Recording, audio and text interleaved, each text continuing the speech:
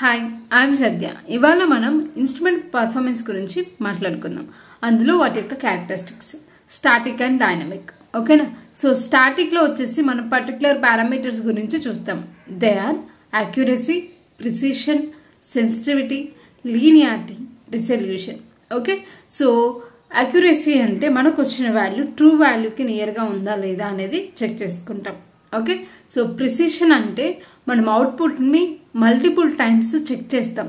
Same సినారియోకి అదే value లేకపోతే close value చూపిస్తుందా లేదా అలా. Okay, and what about the sensitivity అని అంటే it is the ratio between the change in output by change in input. Okay, and what about the resolution అని అంటే small చేంజెస్ని కూడా ఇది డిటెక్ట్ చేస్తుందా లేదా. సో అవుట్పుట్లో ఏదైనా చేంజ్ ఉన్నప్పుడు ఇక్కడ రెస్పాండ్ అవుతుందా లేదా అనేది చెక్ చేస్తాం.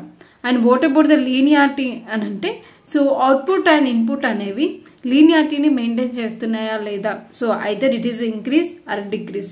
సో ఇలా చెక్ చేస్తాం అనమాట. And coming to dynamic characteristics, ఇక్కడ ఫాస్ట్గా ఎలా రెస్పాండ్ అవుతుంది, రెస్పాండ్ టైం అని చెప్పొచ్చు. సో డివైస్ అనేది ఎంత ఫాస్ట్గా రెస్పాండ్ అవుతునే దాన్ని ఆ టైంని క్యాలిక్యులేట్ చేస్తాం. And time lag. ఓకేనా? సో ఇన్పుట్కి అండ్ అవుట్పుట్కి ఉన్న డిలే ఏంటి అది కూడా చెక్ చేస్తాం. ఓకే, అండ్ ఫిడిలిటీ అని అంటే సో అవుట్పుట్ అనేది వితౌట్ డిస్ట్రాక్షన్స్తో ఇన్పుట్ని ఫాలో అవుతుందా లేదా అనే దాన్ని చెక్ చేస్తాం అనమాట. సో ఈ పారామీటర్స్ని కన్సిడర్ చేసుకునే మనం ఇన్స్ట్రుమెంట్ యొక్క పర్ఫార్మెన్స్ని క్యాలిక్యులేట్ చేస్తాం.